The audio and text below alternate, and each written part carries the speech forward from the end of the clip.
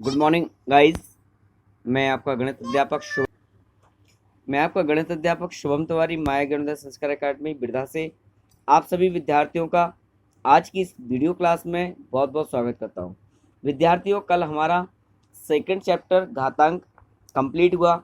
आज हमारा third lesson start हो रहा है, सांख्यिकी। विद्यार्थियों, आइए सबसे पहले तो इस लेसन का उद्देश्य जानते हैं कि इसका उद्देश्य क्या है। तो आइए उद्देश्य की बात करते हैं। तो सबसे पहले तो पाई चार्ट यानी वृत्ताकार की अवधारणा तथा उसका निरूपण।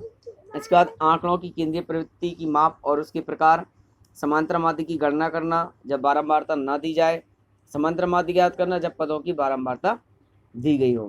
तो विद्यार्थियों, आइए इनके बारे में आज हम इस लेसन के माध्यम से अध्ययन करेंगे। विद्यार्थियों, आज अभ्यास प्रारंभ करने से पहले मैं इस लेसन के जो मुख्य बिंदु हैं, हेडिंग्स हैं, उनके बारे में चर्चा करूंगा और इस लेसन को आगे बढ़ाऊंगा। तो सबसे पहले बात करते हैं कि इस लेसन के लिए आपने कक्षा 6 में भी अध्ययन किया था। कक्षा 6 में हमने जाना था कि आंकड़े क्या होते हैं, आंकड़ों को व्यवस्थित करना, फिर आंकड़ों का आरोही अवरोही क्रम लिखना, आंकड़ों की बारंबारता निकालना टैली चिन्ह द्वारा। तो विद्यार्थियों, 6th क्लास में हमने इतना अध्ययन किया था। उस अध्ययन का द्वितीय भाग हम आज यहाँ पर कक्षा 7 में अध्ययन करेंगे। तो विद्यार्थियों, सबसे पहले आंकड़े क्या कहलाते हैं। देखो, आंकड़े का अर्थ है जब किसी भी चीज की संभावना हो, संभावना के साथ साथ हम उसके बारे में कल्पना करें, कल्पना करने के पश्चात जब उस कार्य को करते हैं, उस कार्य को करने के बाद जो भी घटनाएं घटित होती हैं, उन घटनाओं को क्रमबद्ध तरीके से लिखना ही आंकड़े कहलाता है। तो सबसे पहले तो सूचनाएं इकट्ठी करना, सूचनाओं को इकट्ठा करके उनको व्यवस्थित क्रम में लगाना। तो सूचनाओं को एकत्रित करना यानी संख्यात्मक तथ्य को एकत्रित करना ही आंकड़े कहलाते हैं। अब इसके बाद फिर आंकड़ों को व्यवस्थित करना होता है, या तो छोटे से बड़े क्रम में या बड़े से छोटे क्रम में। फिर बारंबारता सारणी बनानी होती है। इसके पश्चात अवर्गीकृत आंकड़ों के चित्रीय निरूपण मीन्स, फिर इसको पिक्टोग्राफ, चित्रारेख, दंडारेख बनाना आदि, इन सभी क्रियाओं को हमें इस प्रकार के सवालों को हल करने की आवश्यकता होती है। सबसे पहले वृत्तारेख या पाई ग्राफ की अवधारणा। तो वृत्त आरेख या पाई ग्राफ की अवधारणा और उसका निरूपण करना। विद्यार्थियों, सबसे पहले तो आंकड़ों को सोचना, समझना, उन्हें एकत्रित करना, एकत्रित करके फिर उनको किसी चित्र के माध्यम से, पाई ग्राफ के माध्यम से उनको निरूपित करना ही वृत्तारेख या पाई ग्राफ की अवधारणा और निरूपण कहलाता है। आंकड़ों को वृत्तारेख पाई ग्राफ द्वारा निरूपण भी सशक्त माध्यम है। इस प्रकार प्रदर्शन में आंकड़ों को किसी वृत्त के त्रिज्यखंडों के द्वारा प्रस्तुत किया जाता है। अर्थात जब हम किसी घटना के बारे में दी गई सूचनाओं को एकत्रित करके उनको वृत्त के आरेख में यानी वृत्त के रूप में आरेख करके चित्र बना के उन घटनाओं को प्रदर्शित करते हैं, तो इस प्रकार का निरूपण हमारा वृत्त आरेख या पाई ग्राफ कहलाता है। विद्यार्थियों, यहाँ पर आप देख रहे हैं चित्र 3.1 और 3.2। यहाँ पर कुछ चीजें दी गई हैं। नंबर 1, परिषदीय चुनाव में विभिन्न पार्टियों को प्राप्त मत। विद्यार्थियों, ये एक वोटिंग का पाई ग्राफ है।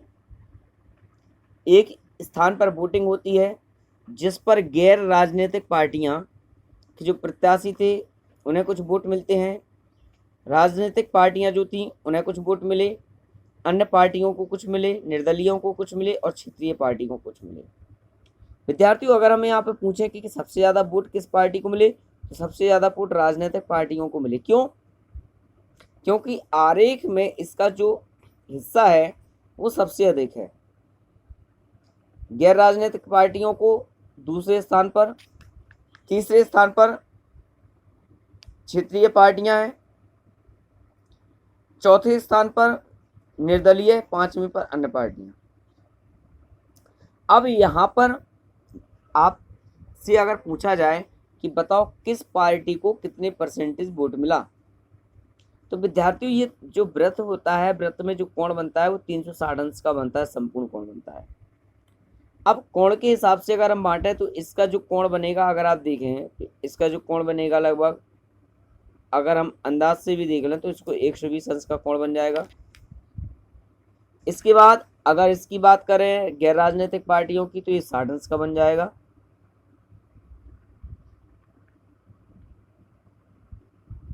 सॉरी, ये 120 का हो गया, तो 120 और 180 में ये 50 अंश का हो जाएगा। ठीक है, तो यहां पर अगर कोण के एंगल से देखा जाए तो ये हमारा 120 या 130 का होगा, ये 50 का हो गया, 180 अंश हो गए दोनों मिला के। अब 180 को यहाँ 3 भागों में बांट दिया गया, तो अगर इसको भाग देंगे तो ये 60 हो गया, ये 30 हो गया, 30 हो जाएगा, तब भी आपका 180 अंश नहीं मिल पाएगा। तो ये आपका हो जाएगा पूरा लगभग 70-80 अंश का होगा। ये 30 के होंगे, 40-40 के होंगे यहाँ पे। तो यहाँ पर इस तरह से इसको कोण के एंगल से अगर बांट लें तो पूरा 360 को इसको बांट दीजिएगा, फिर इसका परसेंटेज निकाल लीजिएगा, तो हमें समझ में आ जाएगा किस पार्टी को कितना वोट मिला। दूसरा है किसी कस्बे में कुल साक्षरता। विद्यार्थियों यहाँ पर एक एग्जाम्पल है कि एक कस्बे की सर्वे किया गया, निरीक्षण किया गया, और उसमें जानने के लिए यह जाना गया कि कितने साक्षर हैं और कितने निरक्षर हैं, कितने बच्चे, बस स्त्रियां और पुरुष। तो पुरुषों में साक्षरता का रेशियो अधिक है, निरक्षर का कम, स्त्रियों में भी साक्षर ज़्यादा है, निरक्षर कम है, बच्चों में साक्षर ज़्यादा है, निरक्षर और भी कम है। तो विद्यार्थी इस तरह से आंकड़ों को उनके वृत्त के आरेख में व्यवस्थित करना और व्यवस्थित करके उसको निरूपित करना ही वृत्त आरेख कहलाता है। दूसरा, इसी से संबंधित और भी यहाँ पर एग्जाम्पल दिए गए हैं, तो आइए बात करते हैं अभ्यास थर्ड ए अभ्यास में आपके जो क्वेश्चंस हैं वह आपके इसी एग्जाम्पल पर निर्भर करते हैं। विद्यार्थियों, प्रश्न नंबर 1 है 60 शिक्षार्थियों के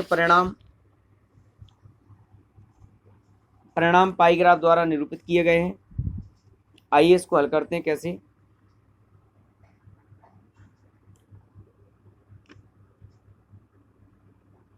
एक यहाँ वृत्त आरेख बना हुआ है,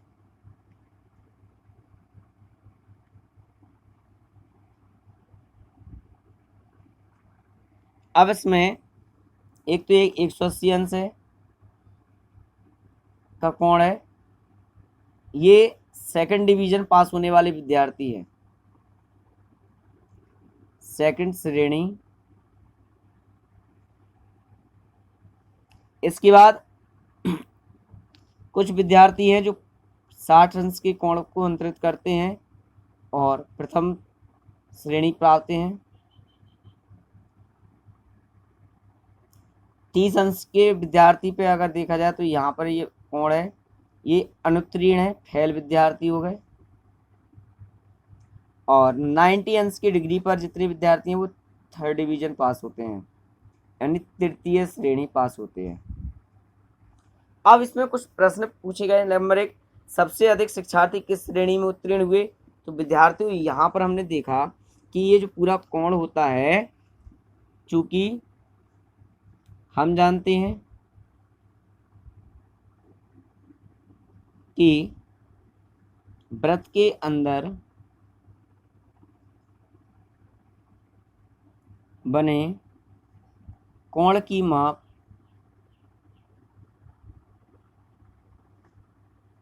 360 अंश। अब 360 का आधा तो सेकंड डिवीजन है 180, तो 180 360 का आधा हुआ, यानी आधे विद्यार्थी सेकंड डिवीजन पास हुए। तो फर्स्ट क्वेश्चन का आंसर क्या होगा कि सबसे अधिक शिक्षार्थी किस श्रेणी में पास हुए? तो सबसे अधिक शिक्षार्थी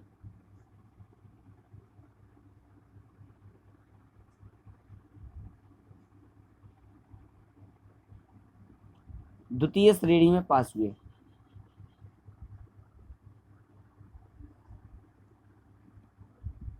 पास हुए। इसी तरह से सेकंड थर्ड फोर्थ भी हो जाएगा। सबसे कम शिक्षार्थी किस श्रेणी में उत्तीर्ण हुए? प्रथम श्रेणी में। क्यों? प्रथम श्रेणी का अगर देखा जाए तो जो कोण है वो कम है। अनुत्तीर्ण शिक्षार्थियों की संख्या कितनी है? तो शिक्षार्थियों की संख्या यहाँ पर देखिए, शिक्षार्थियों की संख्या कुल 60 दी गई, तो 60 का आधा हो गया 30। 30 विद्यार्थी तो सेकंड डिवीजन पास हो गए। अब 60 में से 60 अंश का कोण बनना, तो ये कितनावां हिस्सा है? 1/6वां हिस्सा। तो इसका 1/6 करोगे तो 10 विद्यार्थी प्रथम श्रेणी होगा। 90 अंश को अगर बांटोगे तो ये आपका चौथा हिस्सा होगा, तो 15 विद्यार्थी हो गए आपके तृतीय श्रेणी के। अब जब 15 और 10 25, 25 और 30 55, तो 25 30 55 विद्यार्थी कुल कितने बचे फेल में? 5 विद्यार्थी। क्योंकि 30 अंश अगर इसमें भाग दें 30 का तो कितनी बार जाएगा? 12 बार, यानी ये 12वां हिस्सा है। तो 60 का 12वां हिस्सा कितना होगा? 5। अनुत्तीर्ण शिक्षार्थियों की संख्या कितनी हो गई? 5। सबसे कम शिक्षार्थी किस श्रेणी में उत्तीर्ण हुए? प्रथम श्रेणी में। प्रथम श्रेणी और द्वितीय श्रेणी में उत्तीर्ण शिक्षार्थियों की संख्या में क्या अनुपात है? तो विद्यार्थियों ये इसमें 30 विद्यार्थी हैं, इसमें 10 विद्यार्थी हैं, कितने गुना ज़्यादा है? 3 गुना। तो 3:1 का अनुपात रहेगा दोनों में।